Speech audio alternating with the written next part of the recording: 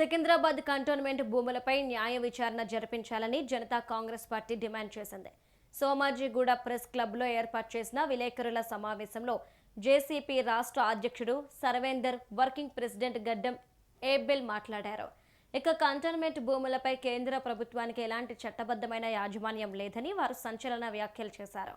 హైదరాబాద్ స్థానంలో ఏర్పాటైన ఈ భూములను బ్రిటిష్ పాలన తర్వాత కేంద్రానికి బదిలీ చేసినట్లు ఆధారాలు లేవని వారు అన్నారు.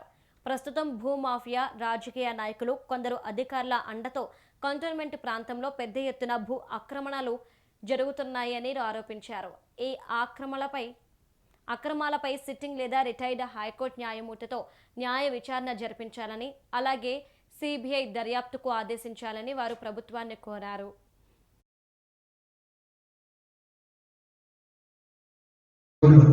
ఏమని ఈ కంటోన్మెంట్లో ఉన్న ఓల్డ్ గ్రాంట్స్ భూములన్నీ కూడా ప్రైవేట్కి సంబంధించిన భూములు. ఇంటి భూములపై రక్షణ శాఖకు కానివ్వండి ఓల్డ్ వార్ నడిచింది. అది ఇప్పుడు మనం చర్చించవలసిన విషయం కాదు. తెలంగాణలో అందరికీ తెలిసింది, ఈరోజు పబ్లిక్ అందరికీ ఎటువంటి ఇబ్బందులు ఉన్నాయి. దీనికి జనాలు కోరేది ఒక కొత్త పార్టీ రావాలన్నట్టు వాళ్ళందరికీ ఒక కోరిక మేరకు మేము ముందు ఇంకా ఎన్నో ఇష్యూస్ మీద ఫైట్ చేయడం జరుగుతుంది.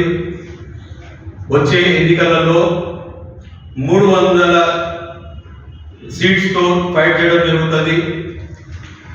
మీడియా మిత్రులకు ఒకటే మనవి, ఉన్న పార్టీలు ఈరోజు ఎటువంటి దోచుకొని తింటున్నారు, ఏం చేస్తున్నారు, పబ్లిక్కి ఇబ్బంది ఏంది, ఈ అందరికీ తాగుబోతులు చేసి డ్రగ్స్ కల్చర్ వచ్చేసి పట్టించుకోకుండా ఎడ్యుకేషన్ కానీ హెల్త్ యూత్ వింగ్ ఏదైతే ఉందో వాళ్ళకు అర్థం కాని పరిస్థితుల్లో ఇబ్బందులు మా తోడు ఉంటారనేట్టు మేము అనుకుంటున్నాము.